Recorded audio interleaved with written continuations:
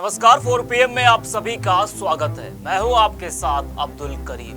क्या कांग्रेस की प्राथमिकता सपा से ज्यादा बसपा है? क्या कांग्रेस बसपा से गठबंधन करना चाहती है? क्या कांग्रेस बसपा को मना पाएगी?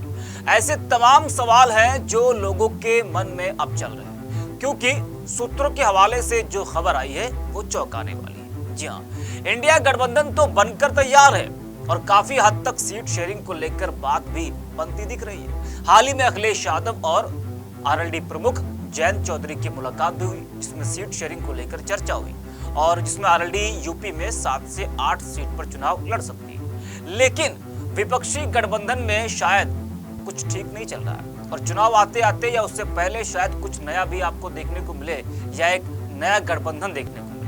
अगर ऐसा होता है तो इस बार का लोकसभा चुनाव काफी दिलचस्प होगा और वोटों का बंटवारा भी हो सकता है। जी हाँ, कांग्रेस उत्तर प्रदेश में मायावती के नेतृत्व वाली बहुजन समाज पार्टी का साथ चाहती है। कांग्रेस के नेता इंडिया गठबंधन की कवायद की शुरुआत से ही कहते रहे कि मायावती की पार्टी के लिए हमारे दरवाजे अंतिम समय तक खुले हुए हैं। कांग्रेस के यूपी प्रभारी अविनाश पांडे ने कहा कि हम सबको साथ लेकर चलना चाहते हैं, चाहे वह सपा हो, बसपा हो या कोई और दल हो, सभी को वो साथ लेकर चलना चाहते हैं। लेकिन बसपा ने तो अंदर से अपने दरवाजे बंद कर लिए हैं। मायावती एक बार नहीं 2 बार कह चुकी है कि वो किसी के साथ गठबंधन नहीं करेंगी, लेकिन कांग्रेस कह रही कि उसके दरवाजे मायावती के पार्टी के लिए अंतिम समय तक खुले हैं।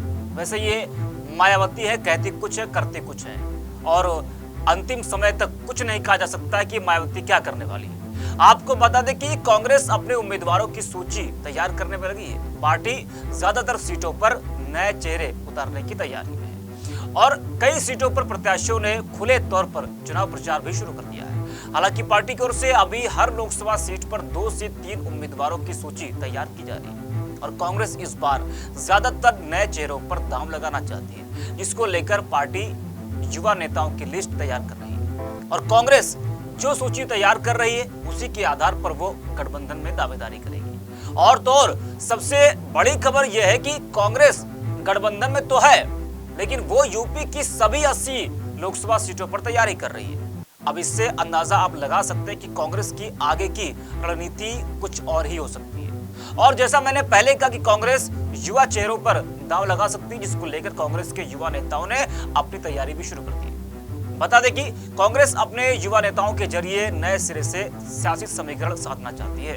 प्रदेश प्रभारी अविनाश पांडे का कहना है कि पार्टी पुराने नेताओं के आशीर्वाद और नए नेताओं की ऊर्जा का सदुपयोग करते हुए लोकसभा चुनाव लड़ेगी और इतना जरूर है कि नए चेहरे को मौका दिया जाएगा ताकि नई लीडरशिप तैयार हो सके।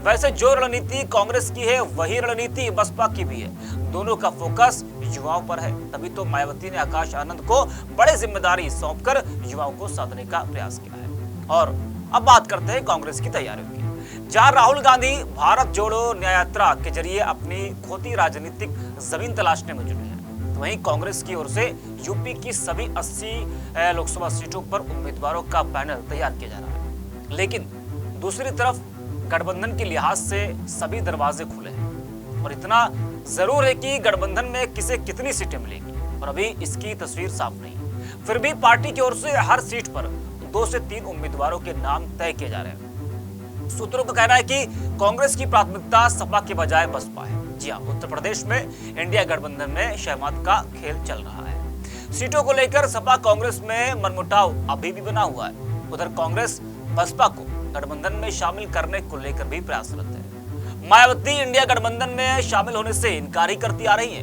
और उसके बाद भी कांग्रेस की दिली इच्छा है कि बसपा से गठबंधन करने की।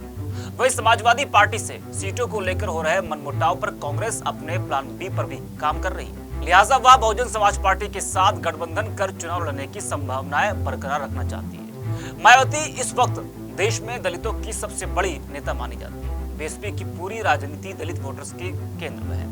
यही वजह कि कांग्रेस मायावती को गठबंधन में लाना चाहती है या बसपा से गठबंधन करना चाहती है। वैसे कांग्रेस ने बहुत प्रयास किया और कर भी रही कि मायावती इंडिया गठबंधन में शामिल हो जाएं, लेकिन सपा बसपा में चल रहे मनमुटाव के बीच अखिलेश यादव नहीं चाहते कि बसपा गठबंधन में शामिल हो और तो मायावती ने तो साफ इनकार ही कर दिया है कि वो इंडिया गठबंधन में शामिल नहीं होंगी। इंडिया गठबंधन क्या, किसी भी गठबंधन में शामिल वो नहीं होंगी। लेकिन फिर भी कांग्रेस को अभी भी उनसे उम्मीद है। वैसे जानकारों का कहना है कि बीएसपी कब किससे पल्ला झाड़ ले और कब किसके साथ आ जाए, कुछ कहा नहीं जा सकता है। जानकार कहते हैं कि इंडिया अलायंस वालों को खुश होना चाहिए कि मायावती उनके साथ नहीं आ रही है। इसमें वो शामिल होती तो मायावती को फायदा होता और इंडिया अलायंस को नुकसान होता। आपको याद होगा 2014 का लोकसभा चुनाव, जब मायावती ने अकेले चुनाव लड़ा था। उसके बाद 2019 में मायावती का जब गठबंधन हुआ समाजवादी पार्टी से, अखिलेश यादव से, तब उनको सपा से अधिक सीटें मिली थी। और जब वो अकेले मैदान में थी तब उनका हाल क्या था? तो जब जब गठबंधन किया है तब तब उनको फायदा हुआ है। लेकिन मायावती के पास जो मजबूत दलितों का वोट है, हालांकि ये बीजेपी की तरफ से चुटकता हुआ जा रहा है, लेकिन मायावती को अभी भी लगता है कि उनके पास मजबूत वोट बैंक है। हालांकि इसमें कोई दो राय नहीं कि मायावती के पास एक वर्ग का वोट बैंक ना हो, भले एक कम हुआ हो, वो बात अलग है। और यही वजह कि कांग्रेस बसपा से गठबंधन करना चाहती है या इंडिया गठबंधन में मायावती को शामिल करना चाहती है।